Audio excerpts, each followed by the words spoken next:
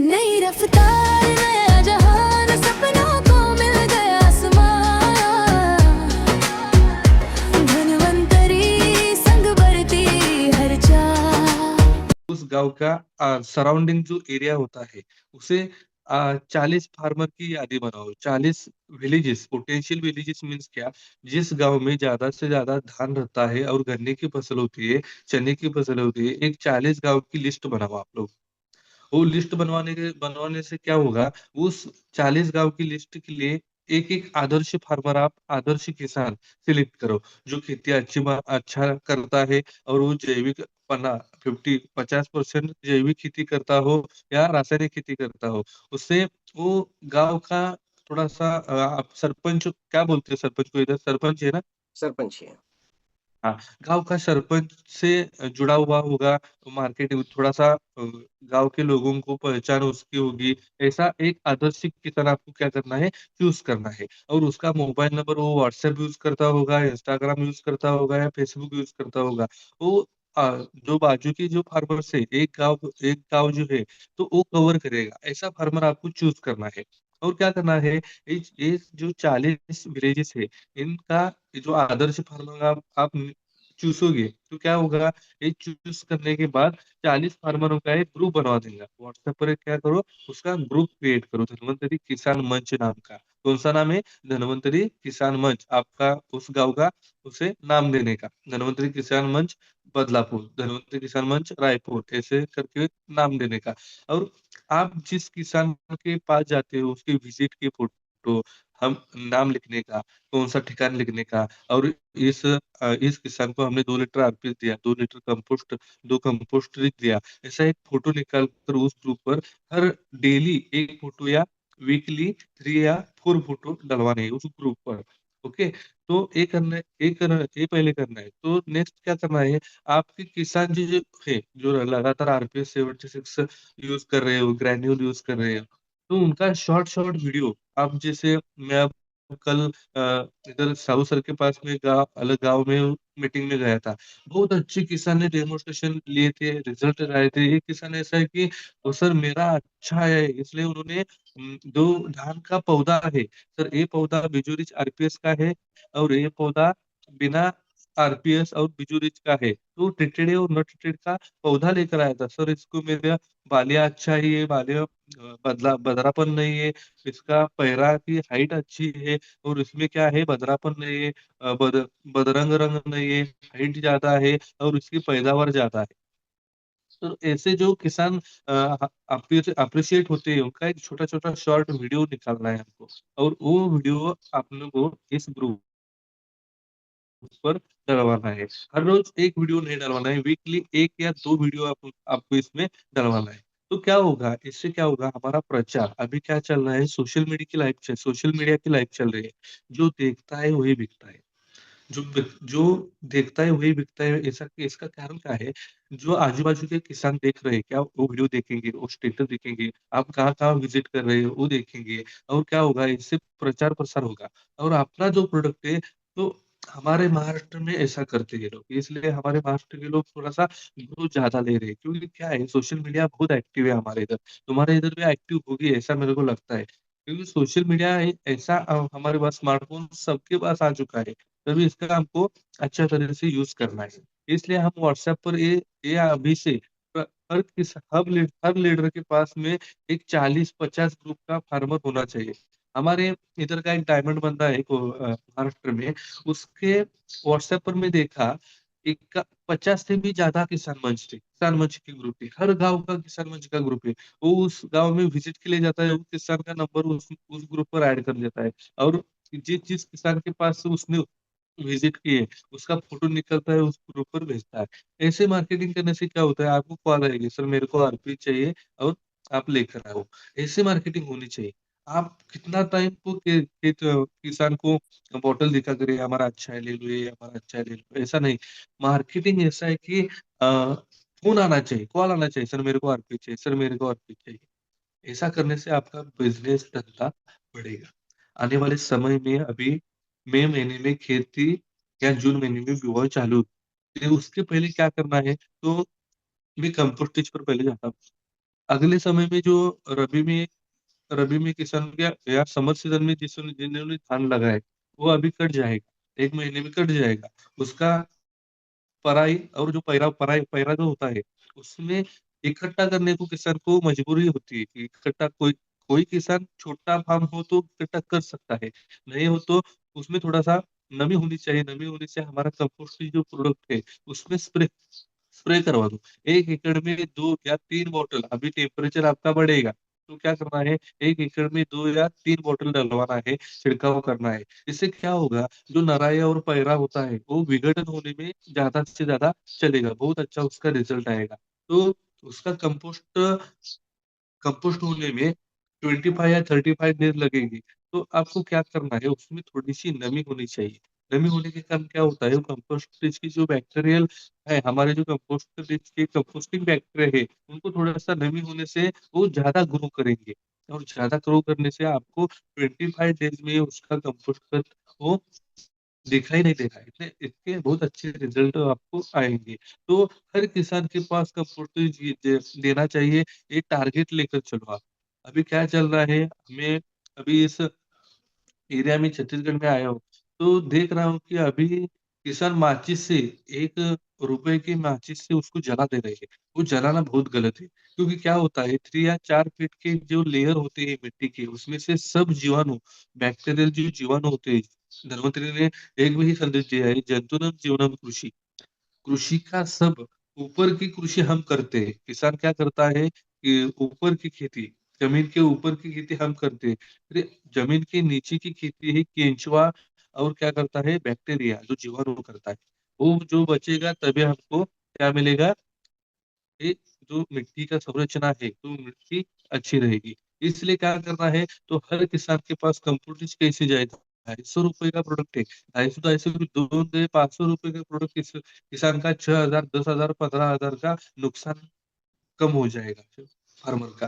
तो इसलिए ये प्रोडक्ट कैसे किसान के पास जाए, ये आप सोचो। अभी से ये कंपोस्टेज पर काम करो, कंपोस्टेज हमारा बेस्ट प्रोडक्ट है, और 250 रुपए का प्रोडक्ट हमारा बहुत अच्छा काम करेगा।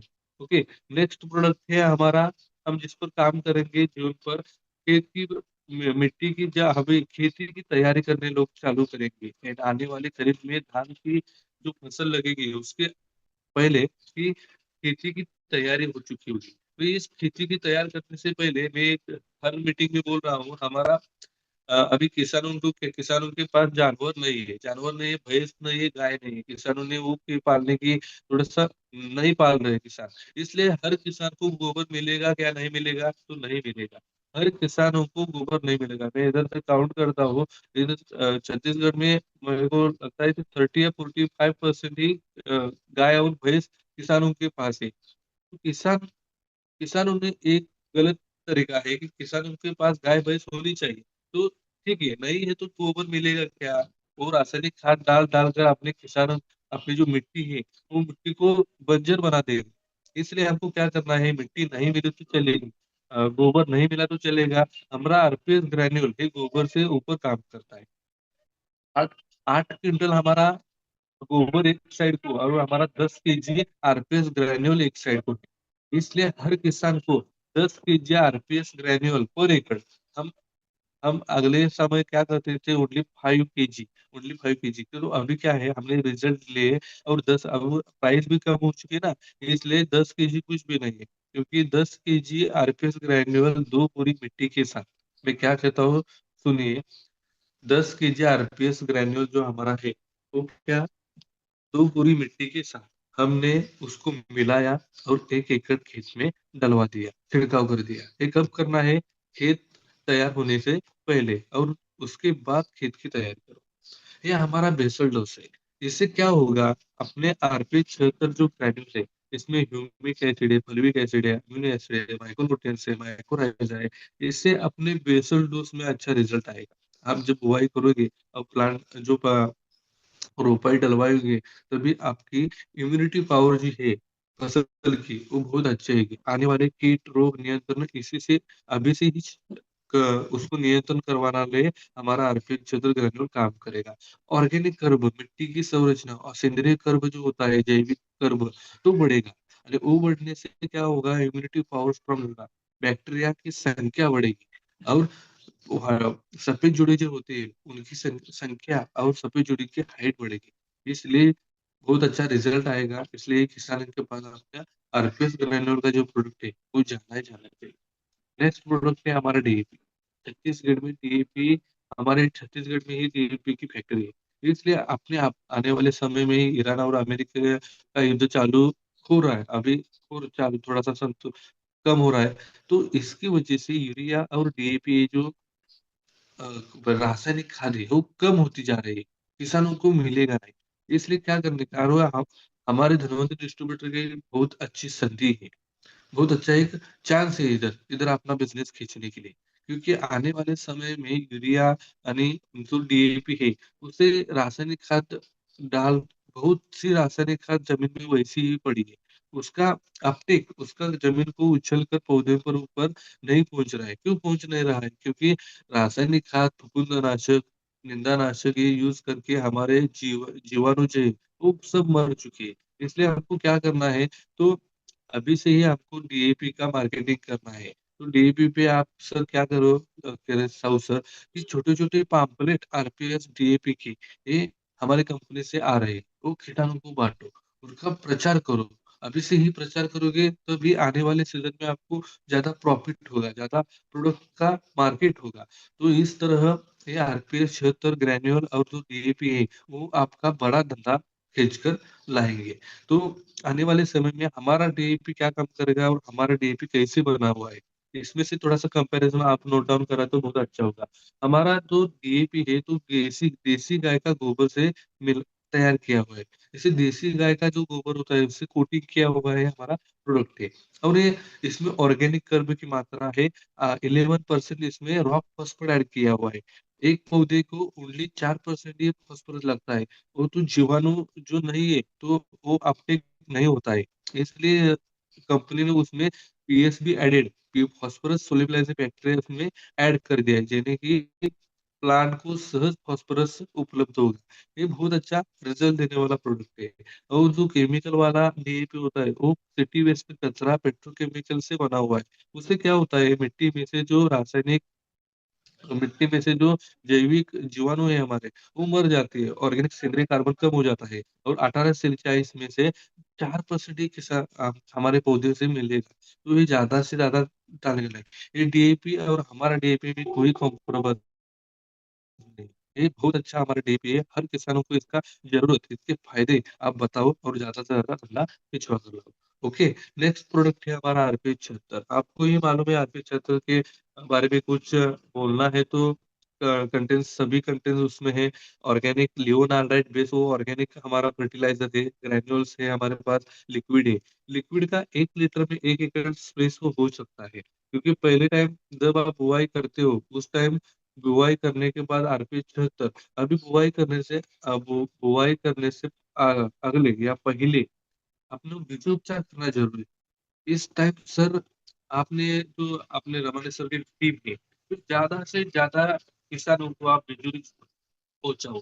अपना बिजोरी और आरपीएफ से जो बीजों उपचार होगा उसका किसान का बहुत बड़ा फायदा होगा। फायदा ये होगा कि अपनी जो उपज और पैदावार होगी वो अच्छी बढ़ेगी। किसानों को एक 2 से 3 क्विंटल तो ज्यादा आएगा। तो 3100 रुपये छत्तीसगढ़ में दर है तो 3 से 9 हजार किसान के बढ़ जाएंगे। तो ये हमारे 600 से 700 रुपये प्रोडक्ट, एक 3-4 क्विंटल जब धान की उपज और पैदावार बढ़ाते हैं तो किसान का खर्चा कम आएगा और उपज ज्यादा आएगी। ये किसानों को आप कहो या मार्केट उसमें कहो किसानों को कि ये 600 रुपये या 700 रुपये का प्रोडक्ट है, इतना ताकतवर प्रोडक्ट है। ओनली 1 एकड़ में क्या करना है, 25 या 30 केजी धान लगाना है। 25 या 30 केजी धान को क्या करना है, 250 ml आरपी 76, 250 ml अपना बीजोरी, जिसका छिड़काव करने से बीजोपचार करना है। बीजोपचार करने के बाद ओनली 10 मिनट्स आधी 1 डे जब फार्मर जब रेडी है तो थोड़ा सा 2 या 3 घंटे आधी करवाने से अपना बहुत अच्छा रिजल्ट आता है। उसके बाद हमने बुआई कर दी तो रोपाई डलवाने से समय कई किसानों को आरपीएस के थोड़ा सा पाउच में 150 ml आरपीएस 10 लीटर पानी में डालकर उस पर रुपया डुबा कर थोड़ा सा डुबा सकते हो और वो लगा सकते हो। उसके बाद में आरपीएस का 25 डेज के डेज बाद में उसको क्या करना है, आरपीएस का छिड़काव करना है। आरपीएस इम्यूनिटी चल रहा है। इम्यूनिटी चल रहा है, आपको मालूम है किस टाइम पर छिड़काव करना है। तो अमोसिया अमोसिया के अगले एक दिन इसका इम्यूनिटी गोल्ड का छिड़काव करना है। तो इम्यूनिटी गोल्ड में क्या क्या है, तो उसमें नीम अर्क है, अदरक है, लहसुन है, करंज है, और सप्तपनी वनस्पति का अर्क है। ये स्पास वनस्पति से बना हुआ है हमारा कीटनाशक है। एक कीटनाशक क्या क्यों जरूरी है, क्या आपको मालूम है? हर किसान के पास अभी कैंसर रोग आया है, कैंसर है, ब्लड ट्यूमर है, सोरियासिस है, पैरालिसिस है। हर किसान उस बीमारी से, घर की बीबी हो, बच्चे हो, उनको परेशानियां आ रही है।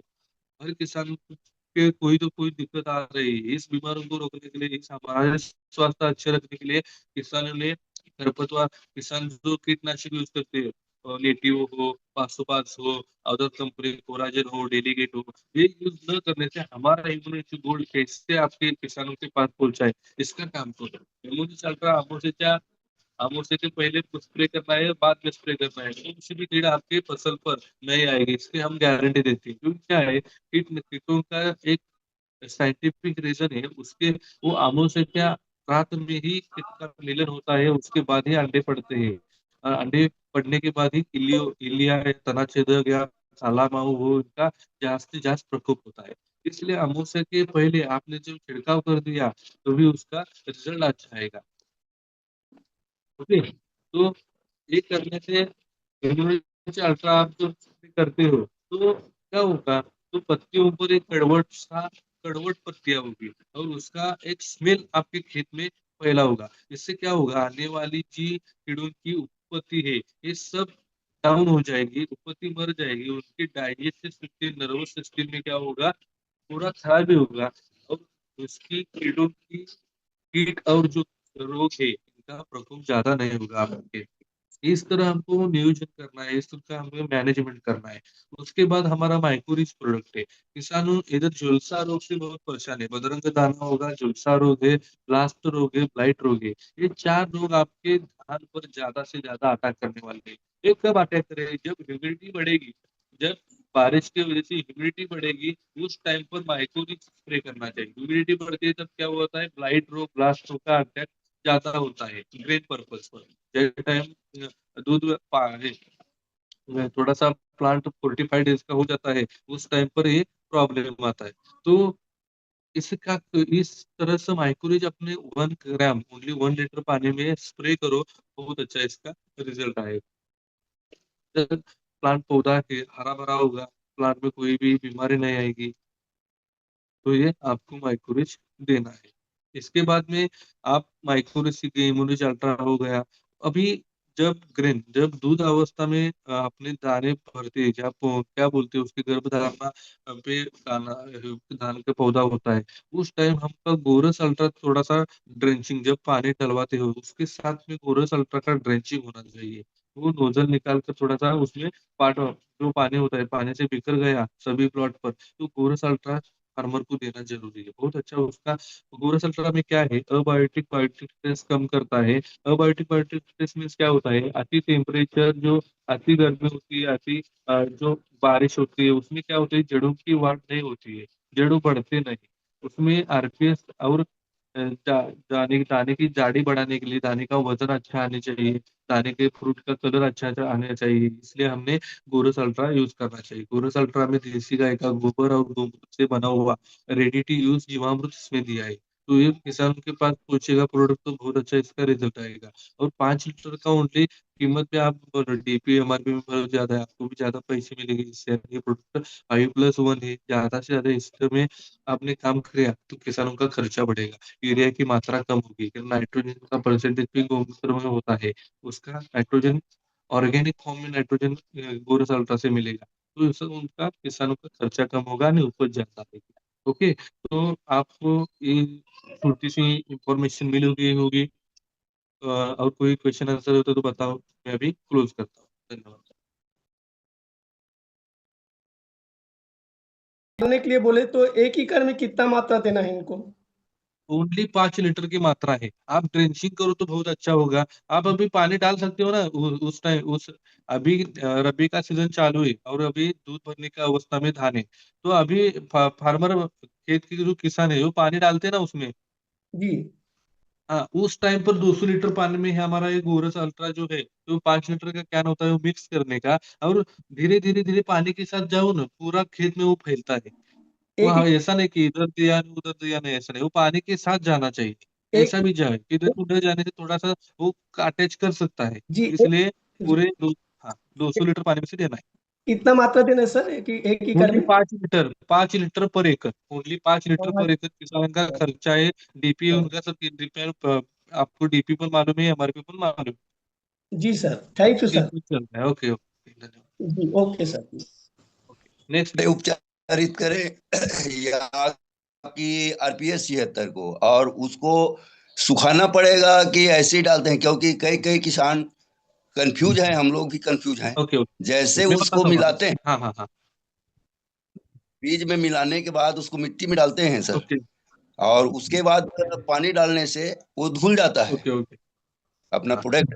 तो उसको कैसे करें सर, हाँ, थोड़ा सा ओके, उसको ओके। बताइए। अभी बीजोपचार कैसे करवाना चाहिए? 1 एकड़ में बीज कितने लगते हैं? तो 25 टू 30 केजी का, कुछ फार्मर कहे मेरे को 40 केजी लगता है, बराबर? जी जो 40 केजी बीज है वो एकत्र अभी में अभी क्या करो, एकत्र करो वो सब 40 केजी भी, ओके? 250 ml आरपीएस और 250 ml बिजोरी। पहले क्या करना है, बिजोरीज खोलना है। बिजोरीज खोलने के बाद हैंड में उसमें ग्लोव दिए हुए हैं। ऐसे ग्लोव दिए नहीं है, कंपनी ने उस पर हाथ में ग्लोव दिए, वो ग्लोव आप डालो। और क्या करो, हल्का सा उस जो बीज है, 1 पेड़ में जितना बीज लगता है उस पर छिड़काव, हल्के से छिड़काव। वो बोतल पूरा छिड़काव को, रंग होता है उनका, पिंक रंग की बोतल होती है। वो छिड़काने जी के बाद आप मिलाओ नहीं, उसके बाद 250 ml आरपीएस का छिड़काव करो, और जी सभी बीज को हल्के हल्के से क्या करो आप, उसको घूम लो। उस घूमने के बाद ओनली 10 मिनट्स रुकना है। जी कितना? 10 मिनट। ओनली 10 मिनट्स रुकने के लिए वो सब बीज काले काले रंग के होने चाहिए, और जल्दी से जल्दी सूख जाता है, 10 मिनट्स में सूख जाता है। बुआई करने से पहले एक काम करो, ओनली 10 मिनट की फार्मर को किसान को रुकने के लिए कहो, उसके बाद जी उसकी रोपाई करो, मिट्टी में डालो। ओके, ऐसे करने से कौन से ही आपको प्रॉब्लम नहीं आएगी। जी। यस। और इसके बाद अभी मिट्टी में उसमें अपना कंपोस्ट घोल के डाल दें सर? कोई डालने की जरूरत नहीं है। अगर कंपोस्ट हमारा कब यूज होता है, वो जी कंपोस्टिंग करने के लिए, पराई और जो पराई पैरा और पैरा को हमको कंपोस्ट करना है तभी, और नहीं तो जो किसान गोबर डालते हैं उस गोबर के टाइम। अभी हमारा जी काम कंपोस्टिंग में चल रहा है, तो अभी उसका, अभी रबी का जो क्रॉप है, समर का जो क्रॉप है वो कटना चालू होगा, तभी डालो कंपोस्टिंग। जी जी जी उस टाइम पर नहीं, कोई जरूरत नहीं होती है। ओके, जी उस टाइम ओनली बिजोरीज और आरपीएस। जी जी जी। ओके सर, ओके, धन्यवाद। धन्यवाद। धन्यवाद। मनीषा वर्मा, कोई क्वेश्चन है आपका? हैंड ऊपर किया है।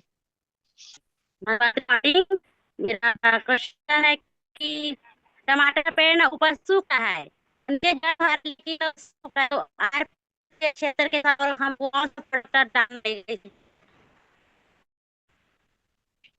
परिंदर सब, क्या आवाज क्या आपका। प्रॉब्लम? मैडम बोल रही है कि टमाटर का जो पौधा है वो सूख रहा है। हाँ, ओके। अच्छा क्वेश्चन है। टमाटर का पौधा, बैंगन का पौधा, जो चना होता है, जो अचानक सूखने लगता है तो उसको लेट विल्ट का प्रॉब्लम होता है। लेट विल्ट उसको बोलते हैं। अर्ली विल्ट और लेट विल्ट, ये दो विल्ट की प्रॉब्लम है। अर्ली विल्ट विल्ट मीन्स क्या होता है, पौधा लगाने में 15 दिन में सूख जाना। और लेट विल्ट का प्रॉब्लम है, टमाटर लगे हुए, टमाटर पिकना चालू हो गए। पिकने में क्या बोलते हैं, आपको लाल रंग के दिखाई हाँ, देते हो, क्या पक बोलते हैं? रहा है। पकना। पकना। पकना चालू, हाँ, पकना चालू होने के बाद लेट विल्ट आता है, तो अचानक से प्लांट क्या होते हैं, मर जाते हैं विल्टिंग से। तो क्या करना है, जो हमारे फ्रूट क्रॉप्स होती है या सब्जी वाले क्रॉप्स होते हैं, उनमें सॉइल गार्ड का रोल बहुत अच्छा आता है।